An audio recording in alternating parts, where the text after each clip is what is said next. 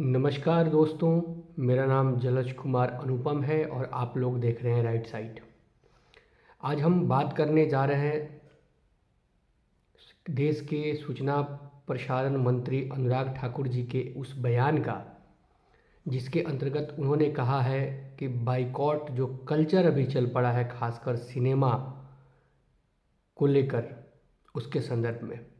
और साथ ही हम बात करेंगे विश्व हिंदू परिषद के उस बयान का, जिसमें उन्होंने कहा है कि अब विश्व हिंदू परिषद पठान का विरोध नहीं करेगी।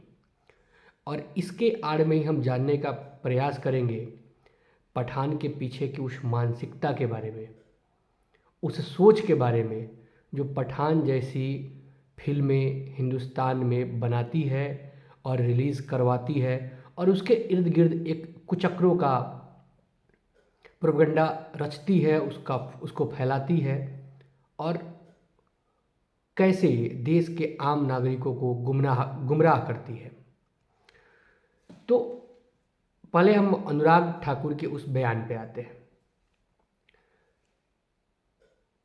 यह मानना पड़ेगा कि देश में एक ऐसी लॉबी विकसित हुई है, एक ऐसा जनसमूह तैयार हुआ है जिसके अंदर स्वबोध की भावना जागी है, भारत के गौरव बोध की भावना जागी है, जो सनातन के पक्ष में लिखता है, पढ़ता है, बोलता है, और वामपंथियों के उस हर लॉबी को तोड़ने में, काटने में लगा रहता है, जो उन लोगों ने एक बहुत ही सुनियोजित तरीके से बाज़ार में, चाहे वो कला के नाम पे हो, साहित्य के नाम पे हो, सिनेमा के नाम पे हो, कुचक्र रख कर फैलाया है। यह जो लॉबी बनी है, यह किसी मंत्री के जनसभाओं में बुलाई गई भीड़ जैसी नहीं है।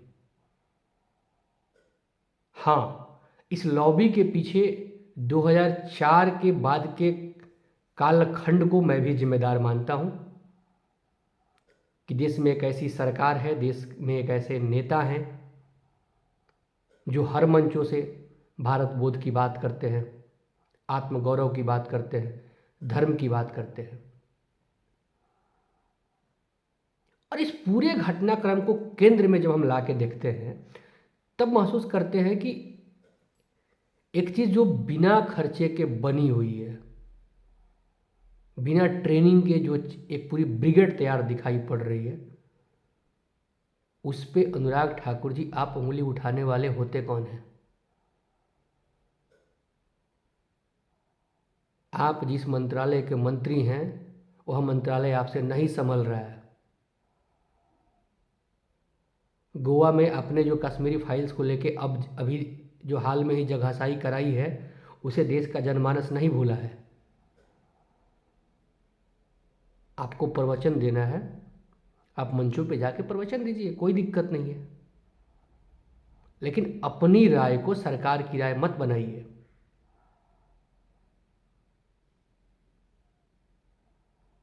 आपको पता भी है कि आप पठान को प्रमोट करने के चक्कर में आप किस चीज़ को प्रमोट कर बैठे हैं।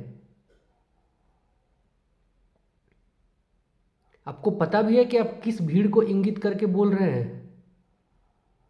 आपके पॉलिटिकल फायदे, नफ़े, नुकसान हो सकते हैं, लेकिन उसके चक्कर में अपने ही लोगों का मनोबल तोड़ना कहाँ तक जायज़ है? यही बातें विश्व हिंदू परिषद पे भी लागू होती है। सोशल मीडिया के जो लड़ाके हैं, जो दिन रात बिना किसी पूर्वाग्रह के अपनी माटी, अपने धर्म के लिए लड़ते हुए दिखाई देते हैं, अपने लोगों के लिए पीछे खड़े हुए दिखाई देते हैं, क्या क्या नाम से नहीं संबोधित किया जाता है इनको, फिर भी अपनी मिट्टी, अपने देश के लिए तने रहते हैं। ये विश्व हिंदू परिषद के गुलाम नहीं है, और ना ही सोशल मीडिया पे बाइकॉट कल्चर विश्व हिंदू परिषद की आड़ में शुरू हुआ था, विश्व हिंदू परिषद के नेतृत्व में शुरू हुआ था। जब नेतृत्व में शुरू नहीं हुआ था, तो फिर आप रोकने वाले कौन होते हैं? यशराज का बैनर जिसके तहत ये सिनेमा रिलीज हुई है, नाम है जिसका पठान। रिलीज से पहले का बनाया गया माहौल मीडिया द्वारा, रिलीज के बाद पेड समीक्षाओं का जो दौर चल रहा है, जैसे खाली सिनेमा हॉल को भरे हुए सिनेमा हॉल में तब्दील करके बताया जा रहा है, रिपोर्ट्स आ रही हैं, मुझे इसी से जुड़ा हुआ एक किस्सा याद आता है। पठान के मुख्य अभिनेता के बेटे पर ड्रग्स का एक केस चल रहा था। आज तक के एक बहुत बड़े, मैं नाम ले रहा हूँ, मुझे कोई दिक्कत नहीं है, आज तक चैनल में काम, अभी भी काम कर रहे हैं, वो एक बहुत बड़े संपादक के पोस्ट पे हैं। उन्होंने शाहरुख खान के बेटे को डिफेंड करने के चक्कर में अपनी बेटी से जुड़ा हुआ एक मनगढ़ंत किस्सा लगा दिया सोशल मीडिया पे। आज तक के वो जिस विंग को देखते हैं, उस विंग का काम कुछ और है, लेकिन वहाँ पर भी शाहरुख खान को प्रचारित किया जा रहा है। क्यों? क्योंकि वो भी उसी नेक्सस से आते हैं, वो भी उसी नेक्सस से जुड़े हुए हैं जहाँ से संचालित शाहरुख खान होते हैं, जहाँ से संचालित यशराज बैनर हो रहा है। पठान की जो कहानियाँ छन के मार्केट में आ रही है और पठान की जो प्लॉट लिखी गई है, वो प्लॉट क्या कहीं से समर्थन के लायक है? अगर पठान के प्लॉट को आप संरक्षण दे रहे हैं, पठान के प्लॉट को आप समर्थन कर रहे हैं, तो कश्मीर में चाहे जगह जगह हिंदुस्तान में हुए बम विस्फोट में मारे गए अपने लोग, अपने सैनिक, उनके खून के साथ आप क्या कर रहे हैं? आप क्या बताना चाहते हैं समाज को? कि आईएसआई भारत को लेकर प्रोटेक्टिव रहता है? आप यह साबित करना चाह रहे हैं कि आईएसआई भारत का हित चाहता है? मतलब क्या मजाक चल रहा है?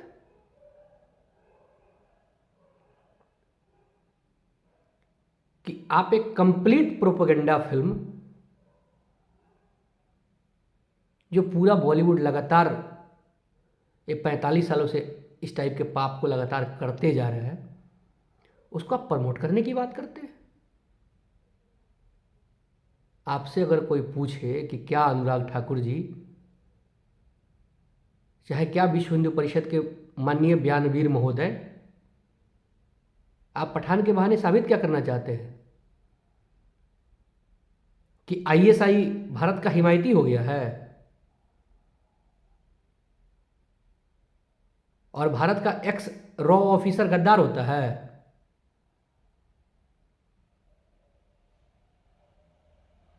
यशराज की इससे पहले भी एक सिनेमा आई थी वार, उसमें भी प्रोपेगेंडा था, उसमें भी जबरदस्ती का ठूसा हुआ सेकुलरिज्म था।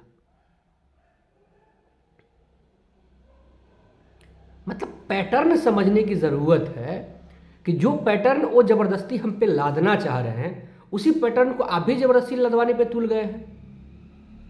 और तब आप कह रहे हैं कि क्या बोलते हैं कि जिस दौर में हमारी फिल्में इंटरनेशनल स्तर पे जाके साख बटोर रही है, उस समय बाइकआउट कल्चर नहीं करना चाहिए। भाई साहब, हमारी सिनेमा जो इंटरनेशनल स्तर पे जाके जो नाम कमा रही है, उसमें एजेंडा नहीं है, और किसी खास तरीके के एजेंडे के मनोभाव को प्रदर्शित करने के लिए नहीं बनाई गई है। उसमें भारत का हित चाहने वाले लोगों का कलम है, उसमें भारत के इर्द गिर्द रची गई पटकथा है, उसके संगीत के स्वर में भारत का संगीत का स्वर है।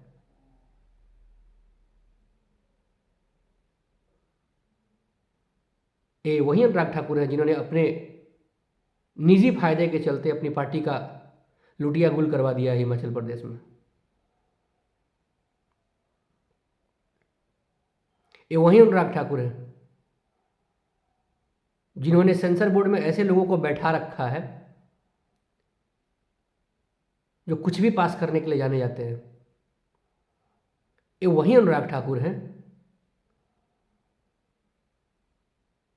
जिनके सूचना प्रसारण मंत्री रहते हुए टीवी पे क्या चल रहा होता है आप सबको पता है। ओटीटी के लिए आज तक एक कानून नहीं बना पाए हैं।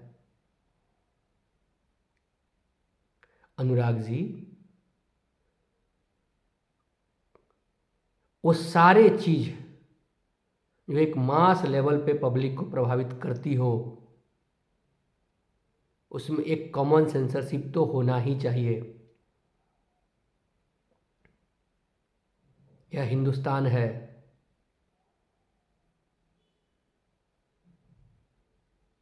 तमीज होनी चाहिए कि हम क्या दिखा रहे हैं।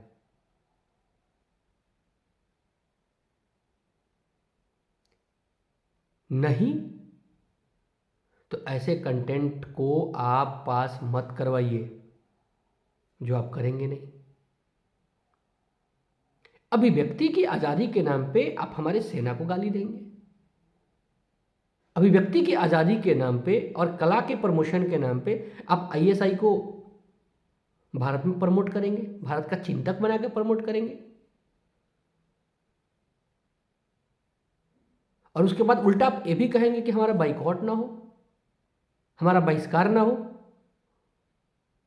मतलब हम पैसा खर्च करके अपने शत्रु की बड़ाई सुनने जाएं सिनेमा हॉल तक, और आप यही चाहते हैं कि हम ऐसा करें।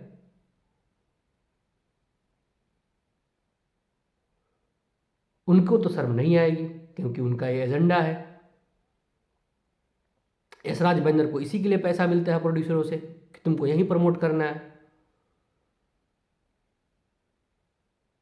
लेकिन आप तो बहुत बड़े ओहदे पे बैठे हैं, आप तो एक बहुत बड़े संगठन से ताल्लुकात रखते हैं जिनका प्रभाव सब जगह है। आपके मुंह से ऐसी बात है? आप बाइकआउट कल्चर के ऊपर भाषण देने लगे। सब चीज में जबरदस्ती अंगुली घुसाना जरूरी है क्या? जो हमारे देश का नहीं वो हमारा नहीं, जो हमारे धर्म का नहीं वो हमारा नहीं, जो हमारे समाज और हमारी संस्कृति का नहीं वो हमारा नहीं। ये स्पष्ट सोच हर भारतीय की अब बन रही है, और यह बन कर रहेगी। यह 1975 का दौर नहीं है कि कोई हमें शिक्षा के नाम पे, संगीत के नाम पे, कला के नाम पे, साहित्य के नाम पे बरगलाएगा। पर कला प्रदर्शन के नाम पे जबरदस्ती हम अपनी विचारधारा हमको क्या बोलते हैं दिखाएगा, और हम उसके चंगुल में आ भी जाएंगे। देश जाग रहा है अनुराग ठाकुर जी। देश को जबरदस्ती सुलाने का यत्न आप भी ना करें। जिस मंत्रालय का दायित्व आप निभा रहे हैं उसको अच्छे से निभाएं, फिर बाइकआउट कल्चर की नज़र ही नहीं है, मतलब बाइकआउट कल्चर नज़र ही नहीं आएगा। अगर सेंसर बोर्ड भारत विरोधी कंटेंट को बैन करने लगे, अगर सेंसर बोर्ड अपना काम ईमानदारी से करे, फिर क्या जरूरत है बाइकआउट कल्चर की? सिस्टम जब फेल होता है, सत्ता जब फेल होती है, तब लोगों को जागना पड़ता है, तब लोग जागते हैं। लोग जगे हैं अनुराग ठाकुर जी, और लोग अब जगेंगे। तो आपसे भी निवेदन है कि ऐसी बचकानी हरकतों से बचिए, अपने सेंसर बोर्ड को मुस्तैद कीजिए कि कम से कम भारत विरोधी कंटेंट तो पब्लिक डोमेन में नहीं आए। आज के लिए इतना ही दोस्तों, फिर अगली बार राइट साइड पे हम किसी अन्य मुद्दे के साथ हाजिर होंगे। आप सभी से निवेदन है कि आप हमारे चैनल से जुड़िए, इसको सब्सक्राइब कीजिए, और अपने दोस्तों के मध्य भी इस चैनल की बातें कीजिए, इसके कंटेंट को पहुंचाइए। बहुत बहुत धन्यवाद। जय श्री राम।